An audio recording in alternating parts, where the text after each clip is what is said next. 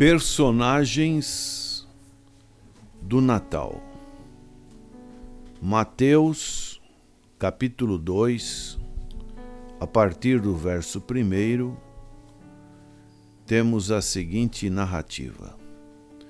E tendo nascido Jesus em Belém da Judéia, no tempo do rei Herodes, eis que uns magos vieram do Oriente a Jerusalém e perguntaram: onde está aquele que é nascido rei dos judeus?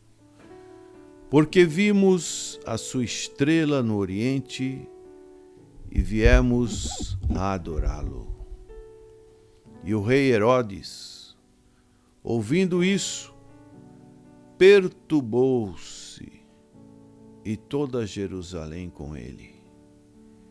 E congregados todos os príncipes dos sacerdotes e os escribas do povo, perguntou-lhes onde havia de nascer o Cristo. E eles lhe disseram: em Belém da Judéia, porque assim está escrito pelo profeta. E tu, Belém, terra de Judá, de modo nenhum és a menor entre as capitais de Judá, porque de ti sairá o guia que há de apacentar o meu povo de Israel. Então Herodes, chamando secretamente os magos, inquiriu exatamente deles acerca do tempo em que a estrela lhe aparecera. E enviando-os a Belém, disse: ide e perguntai diligentemente pelo menino, e quando o achardes, participai-mo, para que também eu vá e o adore. E tendo eles ouvido o rei, partiram. E eis que a estrela que tinham visto no Oriente ia diante deles, até que chegando se deteve sobre o lugar onde estava o menino. E vendo eles a estrela, alegraram-se muito com grande júbilo. E entrando na casa, acharam o menino com Maria, sua mãe, e prostrando-se, o adoraram. E abrindo os seus tesouros, lhe ofertaram dádivas, ouro, incenso e mirra. E sendo por divina revelação avisados em sonhos, para que não voltassem para junto de Herodes, partiram para a sua terra por outro caminho.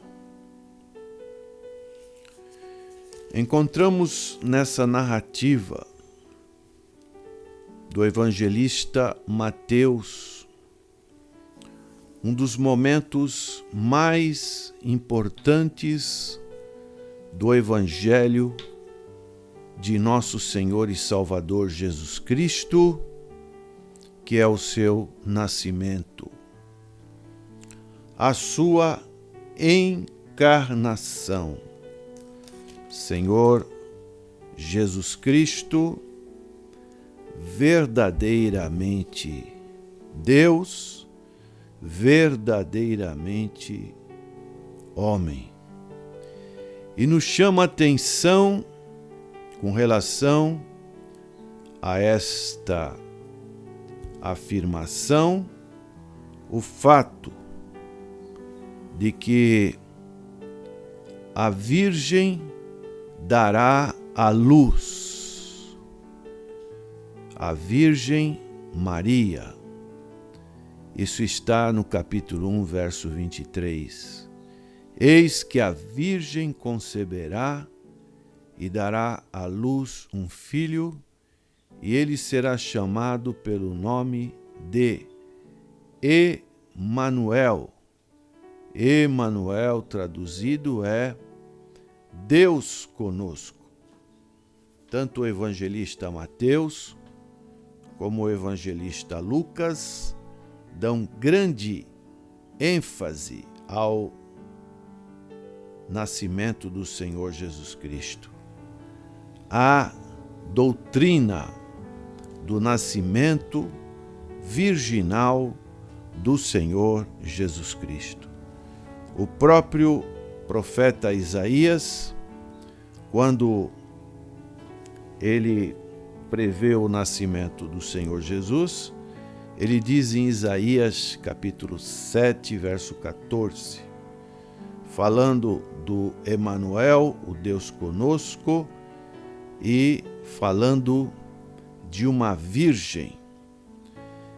E dessa maneira, essa palavra virgem, ela tem uma importância muito grande, porque o Senhor Jesus é o nosso Redentor e, dessa maneira, ele tinha que ter um nascimento virginal para poder expiar os nossos pecados.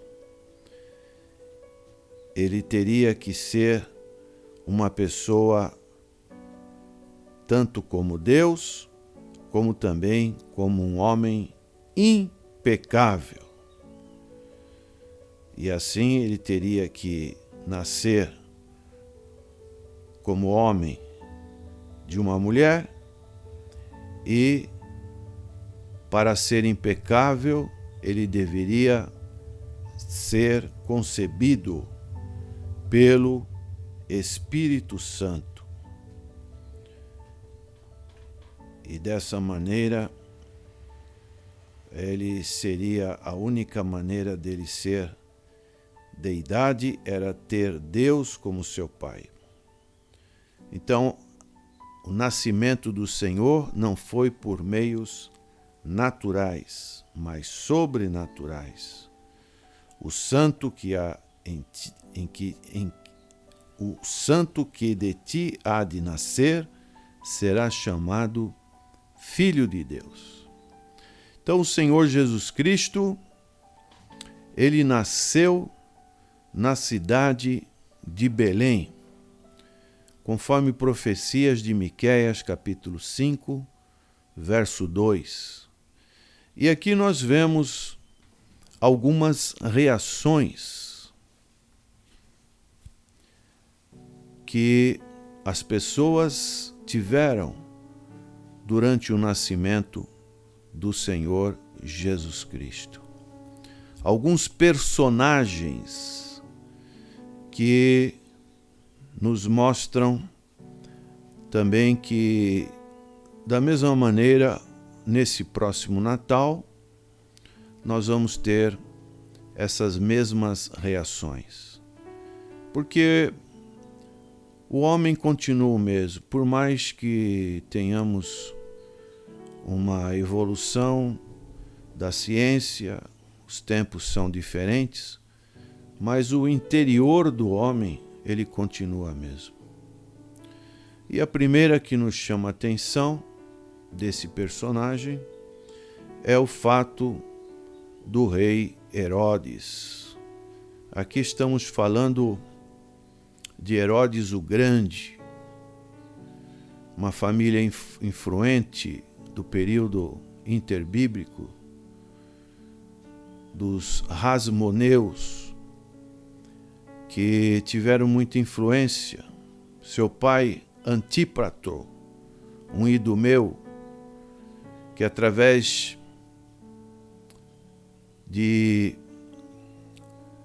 das autoridades romanas, ele foi incumbido de ser o rei em algumas regiões ali da Palestina.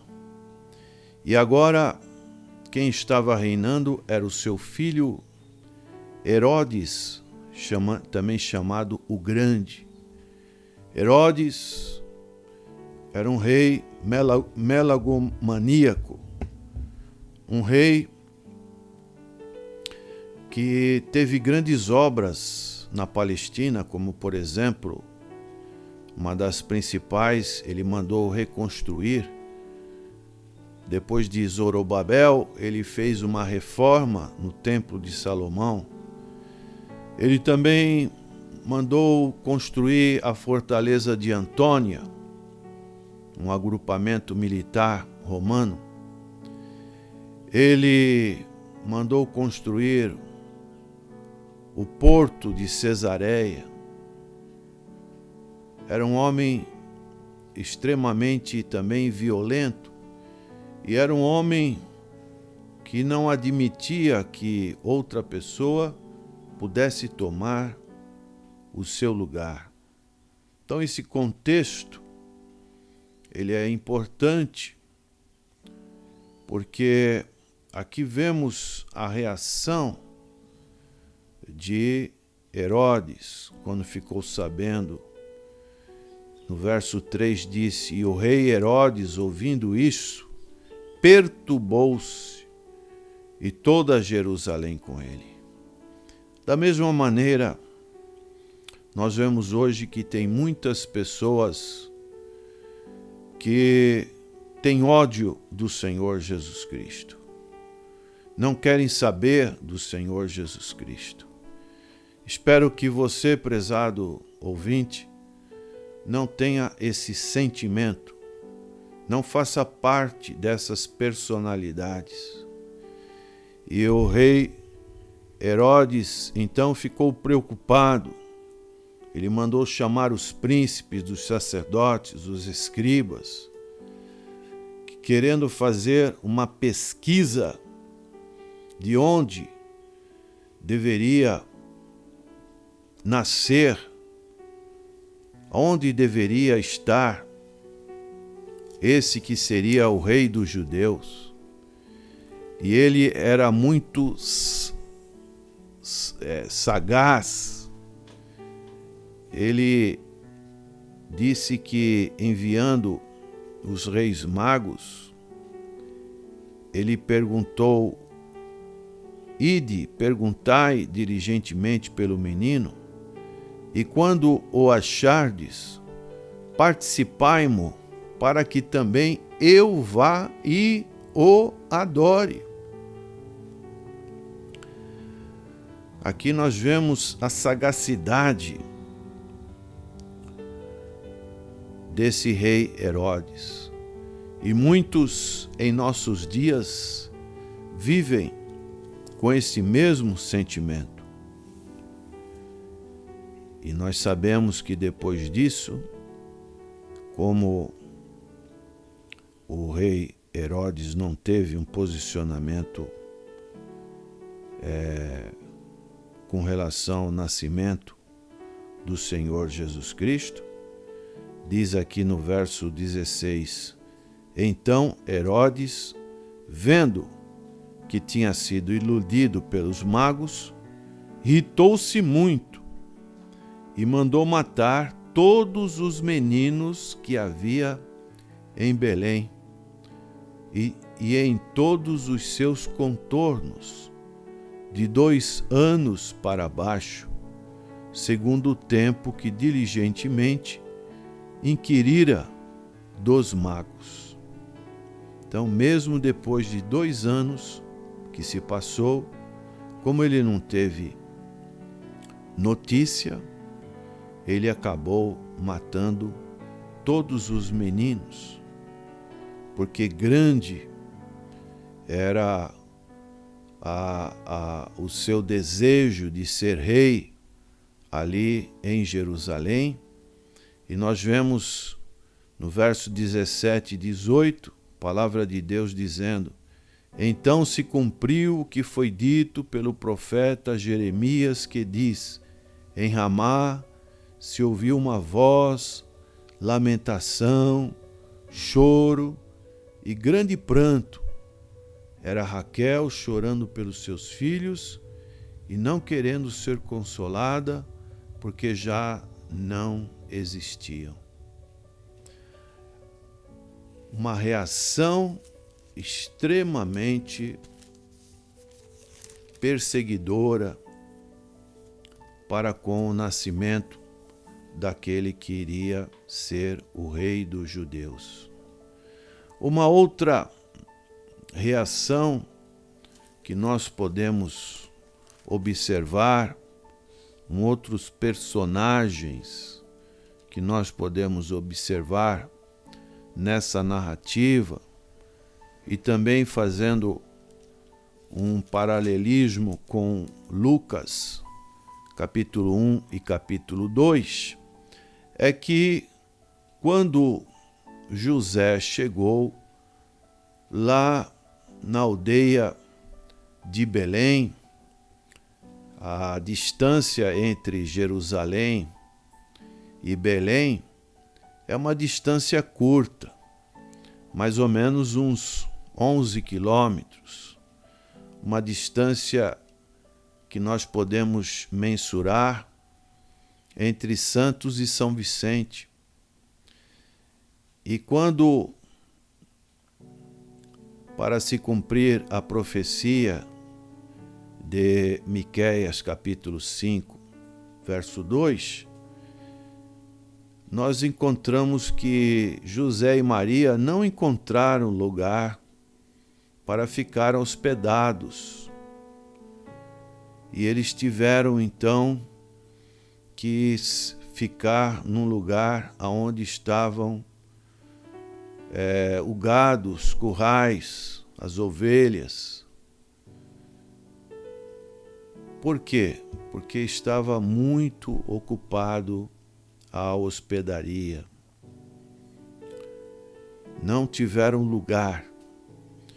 E hoje também nós podemos ver que tem pessoas que não têm lugar para o Senhor Jesus Cristo em suas vidas. Suas vidas estão muito ocupadas.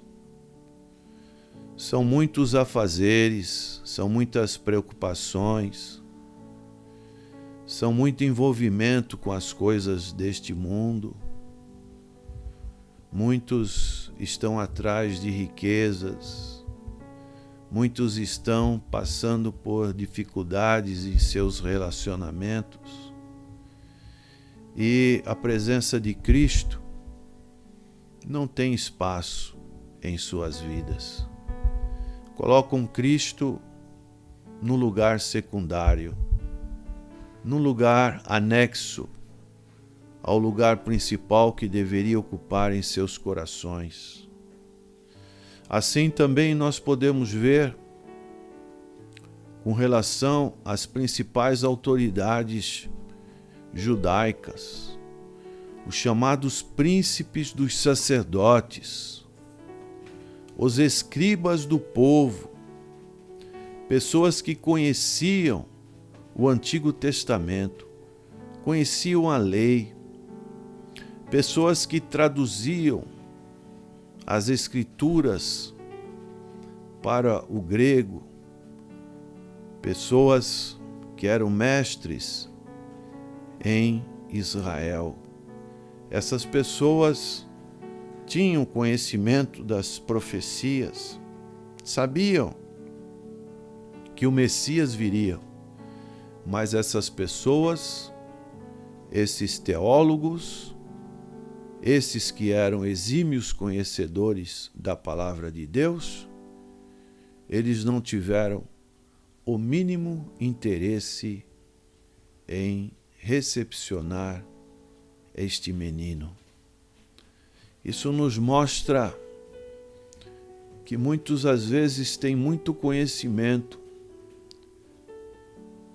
teórico da palavra de Deus, mas os seus sentimentos, as suas emoções, aquilo que o Espírito Santo de Deus pode colocar em seus corações estão endurecidos.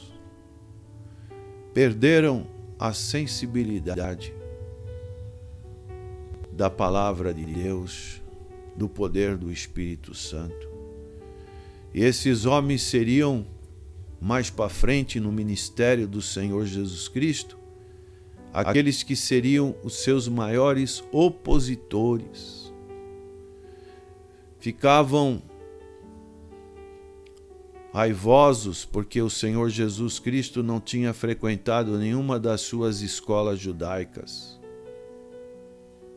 O Senhor Jesus Cristo, através dos seus ensinos, do seu comportamento, faziam com que eles tivessem um impacto, uma situação conflituosa com o povo, porque eles eram somente teóricos. E essas pessoas que deveriam dar o exemplo para todo o povo eram pessoas também indiferentes para com o Senhor Jesus Cristo. Quantas pessoas hoje também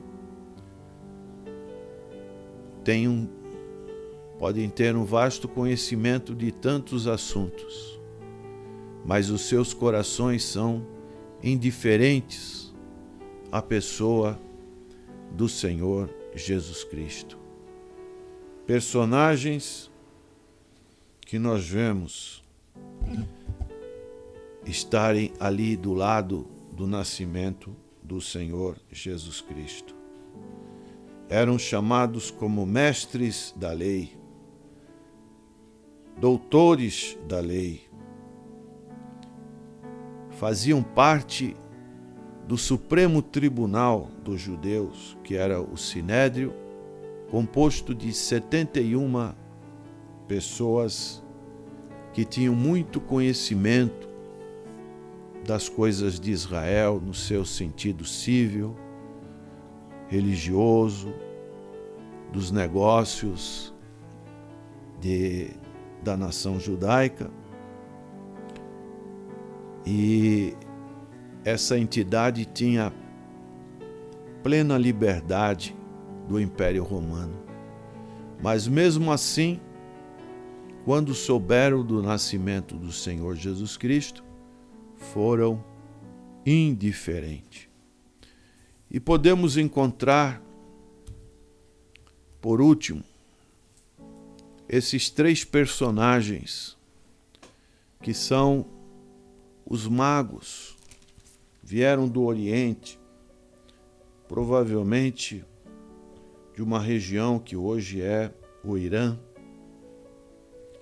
Eles eram astrólogos, diferentemente do que nós entendemos hoje como astrologia, que tem uma certa influência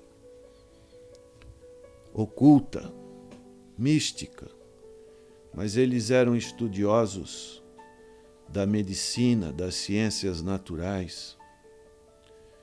E naquela época, a astrologia era uma ciência pura. Nós podemos também encontrar um texto que está em Números, capítulo 24, verso 17, que diz assim: Vê-lo-ei, mas não agora. Contemplá-lo-ei, mas não de perto.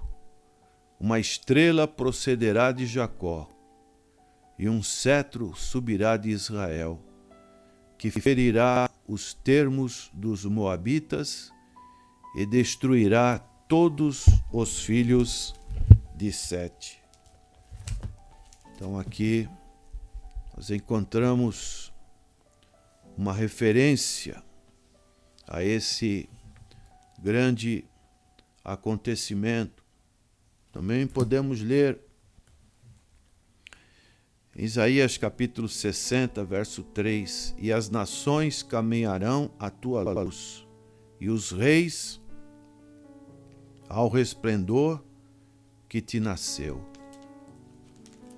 Então esses magos se locomoveram de um lugar extremamente distante, quase 2.000 quilômetros, não mediram esforços para estarem presentes a este grande acontecimento. a este importante fato. Por quê? Porque Jesus é digno de todas honrarias reais. E podemos ver que os gentios, e não somente os judeus, estão incluídos no plano divino da redenção, da salvação. E a atitude desses personagens é muito interessante. O verso 11 de Mateus 2 diz: E entrando na casa, acharam o menino com Maria, sua mãe, e prostrando-se, o adoraram. E abrindo os seus tesouros, lhe ofertaram dádivas, ouro, incenso e mirra.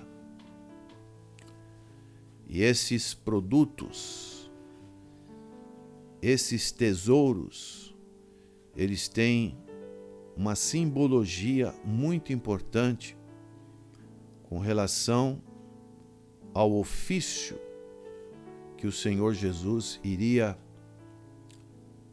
realizar no seu ministério terreno.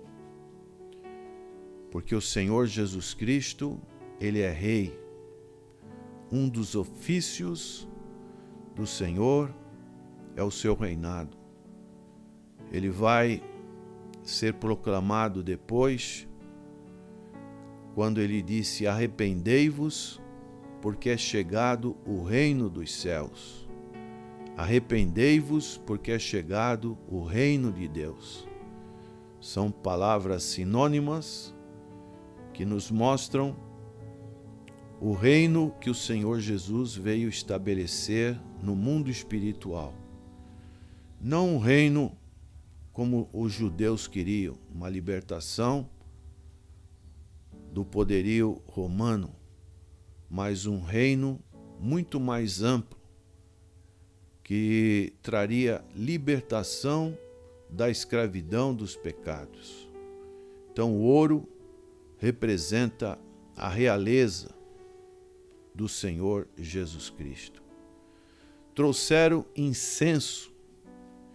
Incenso na Bíblia significa orações. E orações significam intercessões. Então, no outro ministério do Senhor Jesus Cristo, ele é o sumo sacerdote. Sacerdote segundo a genealogia de Melquisedeque, mostrando que ele veio ser o sacerdote e o sacrifício perfeito para nós aqui neste mundo, que simboliza esse sacrifício que foi o seu corpo, como Cordeiro de Deus que tira o pecado do mundo. Quando o seu corpo depois foi embalsamado por José de Arimateia, por Nicodemos e depois pelas mulheres, colocando a mirra, que era um produto finíssimo, para conservar o corpo das pessoas mortas. A mirra também simboliza um outro ofício que é de profeta, aquele que veio apregoar o ano aceitável do Senhor. Portanto, qual personagem que você se enquadra neste Natal? Nesse Natal que é comemorado o nascimento do Senhor Jesus Cristo, não deixe que o Papai Noel ocupe o lugar central. Não deixe que somente comidas, bebidas, mesas fartas ocupem o significado do Natal. Mas observe a palavra do Senhor, nesses personagens que são exemplos de personagens que nós temos também em nossos dias. Nada mudou. O coração do homem continua o mesmo, é um coração pecador, que só pode ser transformado pelo poder do Senhor Jesus Cristo, da sua morte vicária e expiatória lá na cruz do Calvário. Faça como esses reis magos que se prostraram e adoraram o Senhor Jesus Cristo. Que Deus te abençoe e desejamos a todos os nossos ouvintes da Palavra do Senhor um Feliz Natal e um próspero ano de 2020, logicamente na presença do Senhor Jesus Cristo. Amém.